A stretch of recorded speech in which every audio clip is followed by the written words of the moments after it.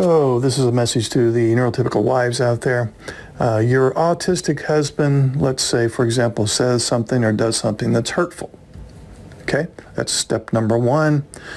And let's say that in this scenario that I'm painting, step number two is you want to talk to him about how that hurts your feelings. We'll call that step number two. And you try to reason with him or emotionalize with him so that he will understand that his behavior resulted in pain for you. So basically you're trying to instill some appropriate, healthy guilt in him. That's the whole point of you saying, hey, what you said or did there was hurtful, and you want to talk about your feelings. And your motivation for that is you want to instill some healthy guilt in him.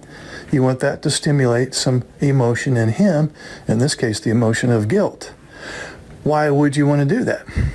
Well, your primary motivation isn't to guilt trip him in the form of revenge. Your primary motivation is if he feels a healthy sense of guilt about what he has said or done that resulted in my pain, he will change his behavior, right? So that's the last step in the progression here. Unfortunately, you're talking to somebody who's out of touch with his emotions and your emotions. It's called alexithymia. So your method fails, and has failed how many times now? Hundreds? So here's the progression again.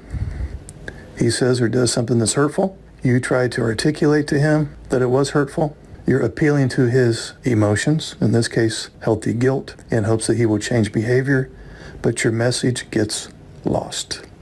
You would get it if you had a female friend that you unintentionally did something or said something that was hurtful to her, and she would talk to you about how that felt. You would instantly feel a sense of guilt, and you would want to change your behavior accordingly. So it's not that your husband doesn't want to change his behavior. It's that he doesn't get the connection between the healthy guilt and the behavioral change. There is no healthy guilt trigger to motivate him to change behavior. And you download that as he doesn't give a shit. No, he does. It's that he doesn't feel that healthy sense of guilt about behavior, so therefore there's no motivation to change behavior. That's why I preach it's best to speak in terms of needs rather than feelings.